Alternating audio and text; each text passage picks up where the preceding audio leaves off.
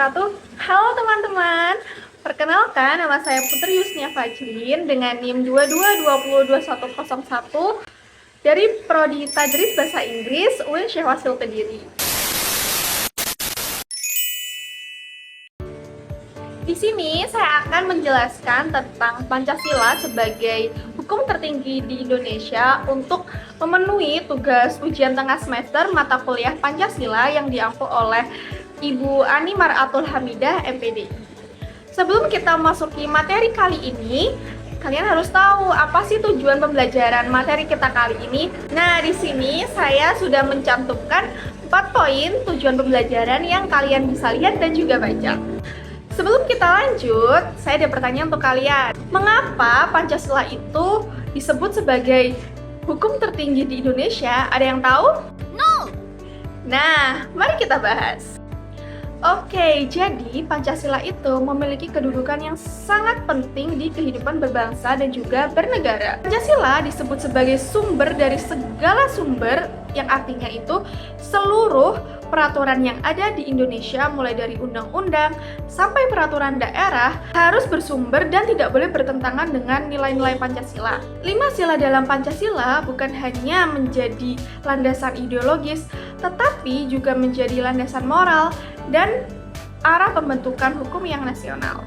Dengan demikian, hukum di Indonesia itu tidak hanya dinilai dari segi keabsahan formal, misalnya apakah dibentuk oleh lembaga yang sah, tetapi juga harus adil secara moral dan juga sosial. Artinya, hukum di Indonesia itu harus melindungi masyarakat, menjunjung tinggi nilai-nilai kemanusiaan, menjaga persatuan bangsa, dan keadilan sosial. Bila peraturan dan kebijakan melanggar nilai-nilai itu, maka secara moral peraturan tersebut tidak sejalan dengan semangat Pancasila. Nah, fenomena di masyarakat kita saat ini memperlihatkan betapa pentingnya kita menerapkan nilai-nilai Pancasila dalam hukum di Indonesia. Saya ambil contoh, kita masih sering sekali mendengar kasus korupsi dana sosial yang seharusnya itu digunakan untuk membantu masyarakat miskin, malah disalahgunakan oleh oknum pejabat. Jelas, tindakan itu bertentangan dengan nilai keadilan sosial dan kemanusiaan yang adil dan beradab. Begitu juga dengan ujaran kebencian dan intoleransi di media sosial yang akhir-akhir ini sedang viral.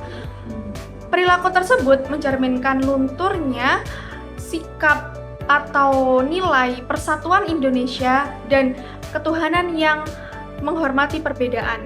Oleh karena itu, hukum di Indonesia tidak boleh semata-mata berdasarkan kekuasaan atau kepentingan kelompok tertentu, melainkan harus berpijak pada nilai-nilai Pancasila yang menerapkan keadilan, kemanusiaan, dan persatuan. Selanjutnya adalah kedudukan Pancasila dalam sistem hukum. Dalam sistem nasional, Pancasila itu menduduki posisi paling tinggi. Artinya, Pancasila itu bukan hanya sebagai dasar negara, tetapi juga sebagai norma tertinggi atau saat fundamental norm yang menjadi sumber dari segala sumber hukum di Indonesia. Jelas, teori ini pertama kali dijelaskan oleh Hans Kelsen, seorang ahli hukum dari Austria, yang menyebut bahwa setiap hukum harus bersumber pada norma tertinggi agar memiliki legitimasi. Yang saya sudah sebutkan tadi, Pancasila itu adalah norma tertinggi di Indonesia. Itulah sebabnya semua hukum di Indonesia mulai dari Undang-Undang Dasar 1945, peraturan pemerintah, sampai peraturan daerah itu harus bersumber dari nilai-nilai Pancasila dan tidak boleh bertentangan dari Pancasila. Jika suatu peraturan bertentangan dengan nilai-nilai Pancasila, peraturan tersebut bisa dibatalkan atau direvisi karena tidak memiliki dasar moral dan ideologis yang sah. Selanjutnya adalah Pancasila sebagai hukum tertinggi.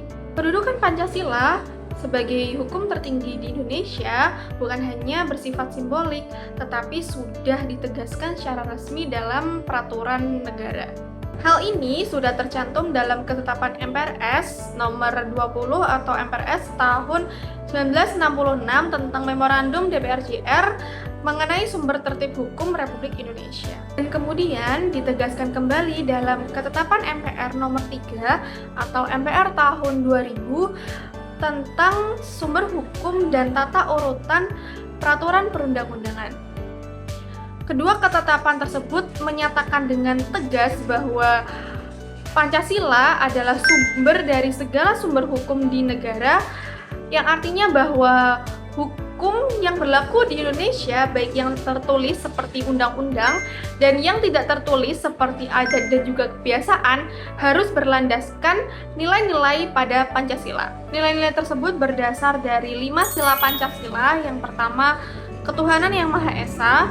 Nilai ini menegaskan bahwa hukum di Indonesia itu harus menghormati dan juga melindungi kebebasan beragama, menjunjung tinggi moralitas, dan juga toleransi. Karena itu, hukum di Indonesia itu menolak segala bentuk pelecehan terhadap agama atau tindakan yang dapat merusak kerukunan antar umat beragama. Kedua, yaitu kemanusiaan yang adil dan beradab. Nilai ini menjadi dasar bahwa hukum harus menghormati martabat manusia. Contohnya bisa kita lihat dari lahirnya Undang-Undang Nomor 12 Tahun 2022 tentang tindak pidana kekerasan seksual yang bertujuan untuk melindungi para korban dan menegakkan keadilan secara beradab. Yang ketiga yaitu Persatuan Indonesia. Nilai ini menuntut agar hukum di Indonesia tidak menimbulkan perpecahan atau diskriminasi. Contohnya, ketika ada peraturan daerah yang bersifat diskriminatif kepada kelompok tertentu, pemerintah dapat membatalkannya karena hukum tersebut tidak sejalan dengan semangat persatuan. Yang keempat yaitu kerakyatan yang dipimpin oleh hikmat kebijaksanaan dalam permusyawaratan atau perwakilan. Nilai ini menegaskan bahwa pembuatan hukum harus melalui mekanisme yang demokratis, melibatkan perwakilan rakyat, bukan untuk kepentingan kelompok tertentu. Yang kelima yaitu keadilan sosial bagi seluruh rakyat Indonesia. Nilai ini mengandung bahwa setiap hukum yang dibuat harus bertujuan menciptakan kesejahteraan, keadilan bagi seluruh warga negara tanpa membeda-bedakan status ekonomi, sosial, ataupun suku bangsa. Yang terakhir adalah implementasi Pancasila dalam kehidupan. Yang pertama yaitu dalam bidang politik. Penerapan nilai Pancasila bisa dilihat dalam penyelenggaraan pemilu yang luber jurdil. Melalui pemilu, rakyat itu diberi kesempatan untuk memilih pemimpin secara demokratis tanpa adanya paksaan dari orang lain atau kelompok tertentu. Nah, hal ini merupakan wujud nyata dari sila keempat, yaitu pemilu yang jujur dan juga adil mencerminkan semangat musyawarah serta tanggung jawab moral kepada masyarakat. Kedua, yaitu dalam bidang pertahanan. Nilai Pancasila tercermin dalam semangat bela negara dan cinta tanah air di lingkungan pelajar dan juga mahasiswa.